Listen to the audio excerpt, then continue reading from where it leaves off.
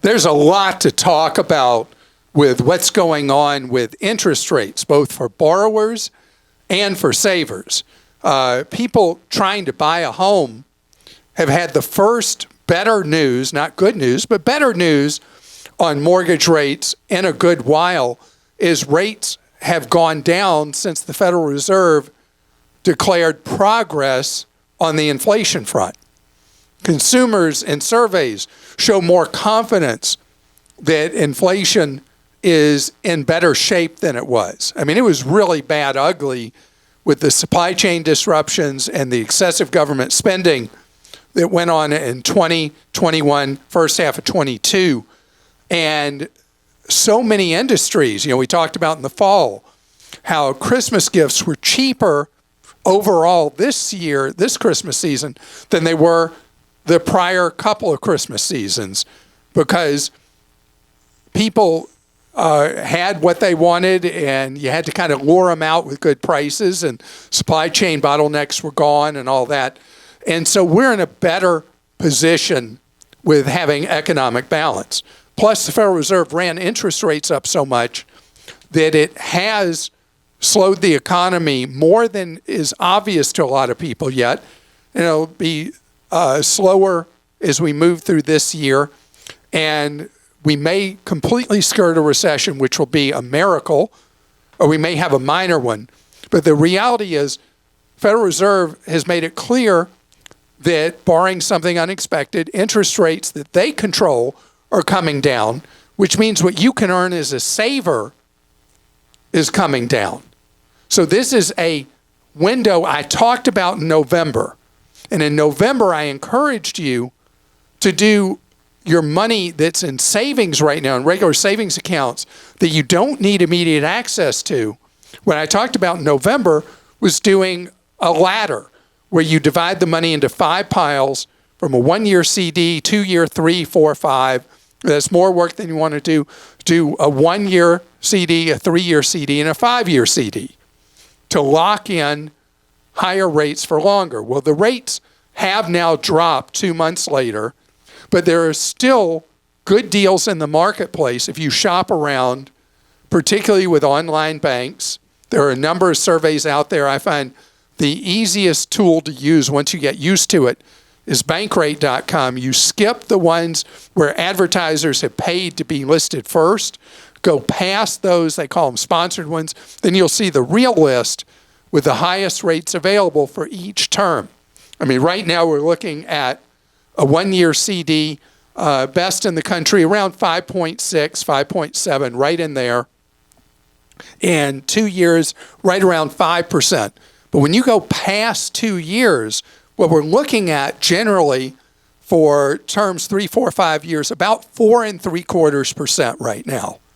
And so when the marketplace anticipates that inflation is coming down, the economy is going into a little bit slower gear, and interest rates generally that borrowers are going to pay going down, what you can earn as a saver goes down as well.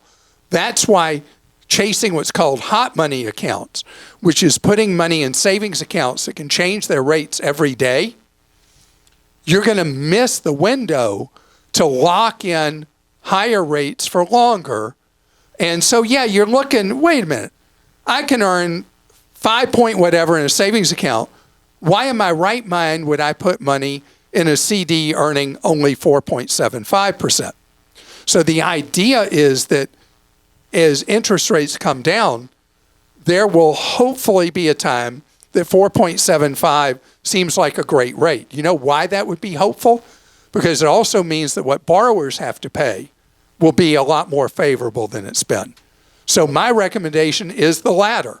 Since none of us can predict crystal clear exactly where things are going, and these are all educated guesses, it's best to take your money and divide it into slices, known in the industry as a ladder.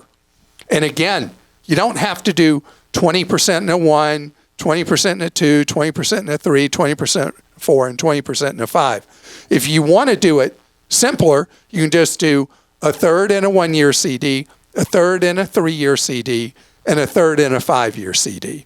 And then you've locked in a decent interest rate on your money for the next 5 years, for at least a third of your money. Why would you not put all of it in a 5-year right now?